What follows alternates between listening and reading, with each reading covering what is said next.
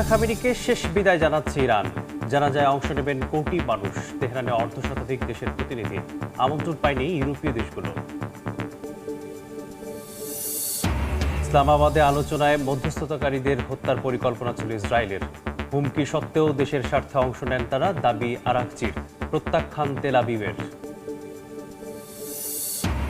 কিয়েভের পর ইউক্রেনের সুমি ও খার্কিভেও রাশিয়ার ব্যাপক ড্রোন ক্ষেপণাস্ত্র হামলা, নিহত 4, আহত 6। পোল্যান্ড আক্রমণের পরিকল্পনা মস্কোর, ওয়াশিংটনের সতর্কবার্তা।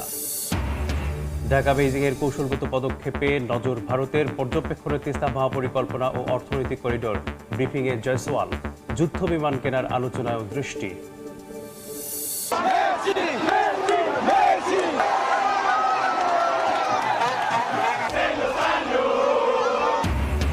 অগ্নি পরীক্ষা পার করে হাফ ছেড়ে বাঁচল আর্জেন্টিনা।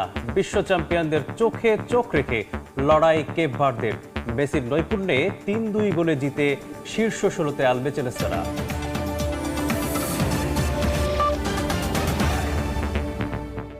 আন্তর্জাতিক সময়ের সঙ্গে আছি আমি মিসবাহুল আলিফ। 37 বছরের নেতৃত্বের অবসান, কিন্তু অশ্রু আর স্মৃতিতে এখনও অম্লান আয়াতুল্লাহ আলী খামেনি। তেহরান থেকে মাশহাদ, শেষ বিদায়ের প্রতিটি পথ পরিণত হচ্ছে শোক, শ্রদ্ধা আর বিশ্বাসের মহাসমুদ্রে। প্রয়াত সাবেক সর্বোচ্চ নেতা খামেনির জানাজায় 1 কোটিরও বেশি মানুষ অংশ নেবে বলে আশা করছে প্রশাসন। 50টিরও বেশি বিদেশি প্রতিনিধি দল শ্রদ্ধা জানালেও ইউরোপীয় দেশগুলোকে আমন্ত্রণ জানায়নি তেহরান।